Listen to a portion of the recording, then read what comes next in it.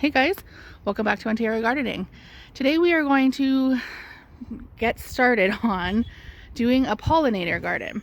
So I've got my bird feeding station here that we're going to switch out for our summer bird feeding stuff. We've got most of our winter stuff left on it.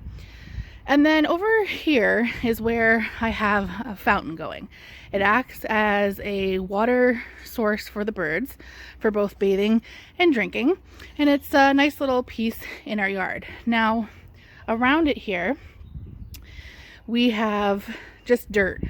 The grass never really grows in this spot. We've got like cedar trees and stuff above it. So we decided that we are going to basically cut out a spot here, because here, as you can see, our raised beds start here. And we're going to make a pollinator garden. So I have different seeds and stuff for it. I've got a hummingbird mix, a wildflower mix. We want to get the bees, the ladybugs, all things good out here. And I'm not sure, but I might do some blueberry bushes. I'm not really sure. We've got these here that I got from my grandparents, and these are going to host strawberries in them. So if I can get some strawberries there, maybe a couple of other fruit plants there, like that would be really cool. So we're gonna get started on this. I'll show you the process here.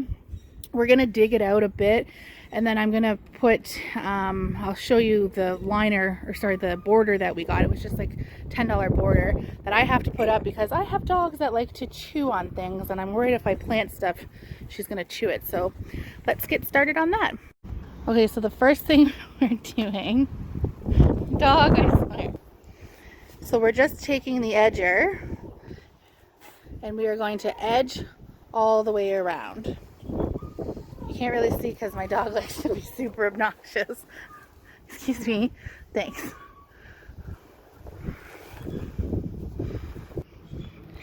So there we are. Step one is edging it out all the way to the garden. So yeah, this dog, as you can see in previous videos, she likes to just be involved with pretty much anything garden related that's going on. So here we are. So the next thing we're doing is we're just using the same edger and we're just scraping the top layer of the soil off. We don't really want to dig down too deep. I don't really want this to be a dug out bed. So we're just scraping that top layer of the grass off, and then I'm going to go through and rake it all up and pick it all up, and then we'll have a nice layer of dirt, and then I'll put some more dirt and compost on top and then plant right into the bed there. So let's continue on doing that. Okay, as you can see, we have it edged. We've taken the top layer of grass off. We've got some good soil underneath here. Now at this point, you have different options. A lot of people put down cardboard. So what you would do is, on the area, you would throw down some clean cardboard free of tape and plastic and any of that debris. And it's going to basically act as a barrier to suppress weeds. And you can put, so yeah, you would put any dirt or compost, things like that on top of it, and basically do like a no dig into the soil type situation, and you could essentially grow things from there. I'm not going to bother putting down any felt or any weed suppressant. I feel like this will just do fine at its own. It's just a pollinator garden. It's just for flowers. It's just something pretty. I'm not growing food. I'm not trying to make it look perfect. So it's kind of just a quick and easy situation here. So at this point, like I said, I'm going to add in some soil and some compost on top, till it up a little bit, and then I'm going to put my water fountain back in the middle, and then any decor back on the fence, and then at that point we can plant our seeds. So for the edging, sorry, it's a little bit windy out here today, so I'm not sure if you can hear me, but for the edging we chose just this black edging. I'll show you what it looks like when it goes down. It looks like this. So as you can see, we have like the black edging around here. You would do it like around a pool or whatever. It's just your typical garden edging. So we got 20 feet of it. It's the 4 inches. and it costs, I think, $12 at our local hardware store. So that's what we're going to use to do around the side. So yeah, again, as you can see, it's 4 inches, 20 feet, easy edging. Sun resistant, all that fun stuff, so it shouldn't fade. Easy to cut. So what we've done is we're taking the shovel and we're just creating a little bit of a trench so that we can put that in a little deeper, make sure that it stays in. So let's get working on that. Okay, so as you can see, we have rolled out the border, and we're just going to push a little bit of that dirt back until we get it filled and it's bordered along. Okay, so now we've added a little bit of backfill. We've put our border on. Now at this point, we're going to add our fountain to the middle. We just have to measure it off here, so we want it to be centered. We're going to measure that, put our things on the fence, and then, like I said, we'll get going from there. Plant some seeds. Okay, so here it is, our area here for this pollinator garden. So I had like those bird things on the fence. It was like these 2 birds in cages because it kind of went like with the bird thing here. But I think that if we're doing a pollinator garden, it deserves butterflies. We do have like our pollinator, I've showed like in another video. We've got like a ladybug house, and then on the other fence we have like the bumblebee house. But I don't know. I feel like it's a bird station / pollinator garden, so I'm not really sure exactly how to decorate this, but I'm going to wait on the decor on the fence. And let me show you what we're going to plant in here. And then I'm going to get things planted. Of course, you're not going to be able to see on this video today, but when I do my garden tours throughout the summer as we go, I will definitely show you the progress as we go on that. And yeah, I don't know. Like, I got to do my research on these blueberry bushes, because I was thinking blueberry bush on each side, or maybe even blueberry raspberry, depending on the needs. I know some bushes and some fruits need 2 bushes or 2 of each item to pollinate. Some are self-pollinating, so I just need to do a little bit of research on that. But yeah, let me show you what we're going to get planted in here.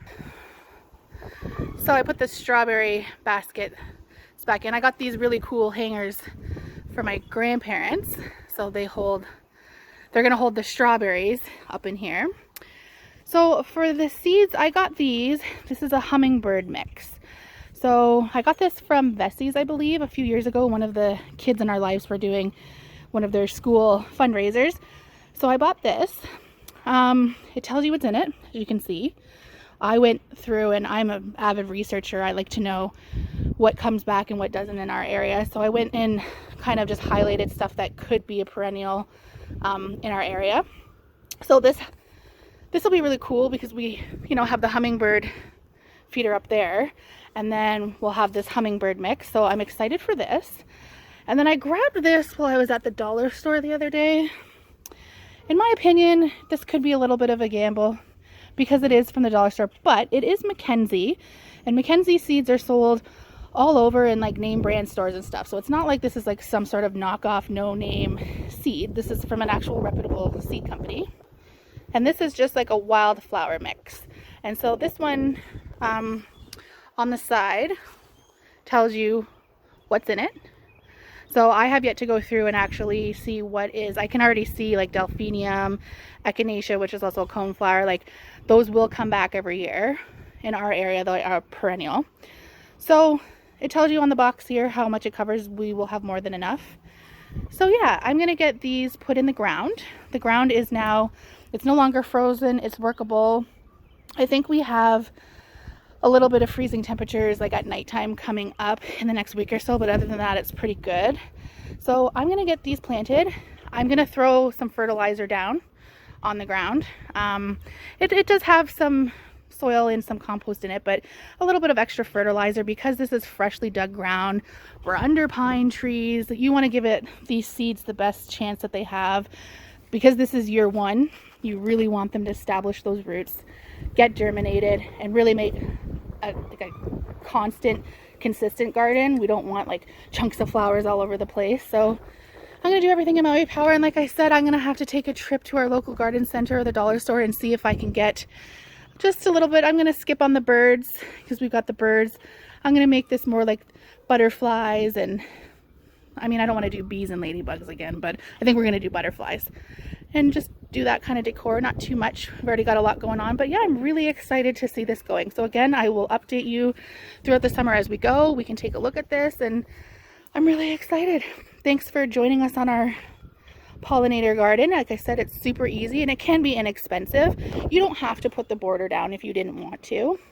We just did it just because it makes it look a little bit more cleaner. It contains it. We have dogs.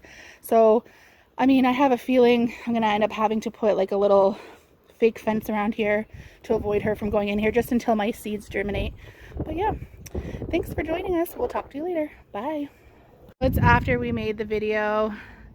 We couldn't just sit here with it undecorated, so we went and we just purchased a couple things from the dollar store to perk up the space. We got this cute little white picket fence because what little country patch isn't complete without a white picket fence? We got these cute little, these will be super cute once the flowers are up and growing. And then yeah, just a couple little things, and I got the butterfly. I might add a couple little butterfly more things as we go, but for now, this is super cute. Love it.